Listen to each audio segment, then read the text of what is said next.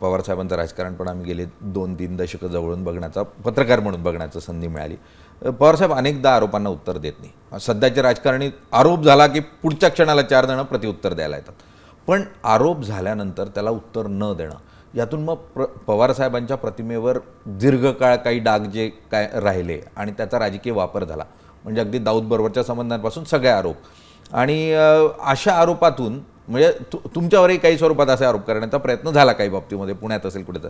पण अशा आरोपांना जर उत्तर नाही दिलं तर लोकांना कसं कळणार की ते आरोप चुकीचे आहेत? मला वाटतं आपण आपलं ठरवायचं असतं. आपण काय करतो ह्याचं मूल्यमापन आपण करायचं. आता मला कधी कधी अशी वाटायचं की हो उत्तर दिलंच पाहिजे, पण जर पुढच्या वर्षी आदरणीय पवारसाहेबांना 60 वर्ष होतील इलेक्टेड मेरिटमध्ये निवडून येण्यासाठी, त्यांनी कधीच उत्तरं कशाची दिली नाही.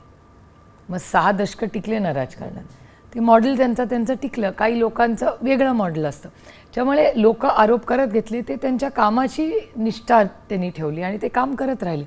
त्यामुळे it's not one size fits all. प्रत्येकाने आपल्याला जे योग्य वाटतं ते करावं आणि इमानदारीने करावं, एवढीच अपेक्षा. सध्या कामापेक्षा नॅरेटिव्ह तुम्ही कसा तयार करता, त्याला जास्त महत्त्व आहे राजकारणामध्ये. आणि अजूनही काही राजकारणी आहेत जे कामाला महत्त्व देतात. मग पवारसाहेब हे त्यातले एक आदरणीय नाव आहे.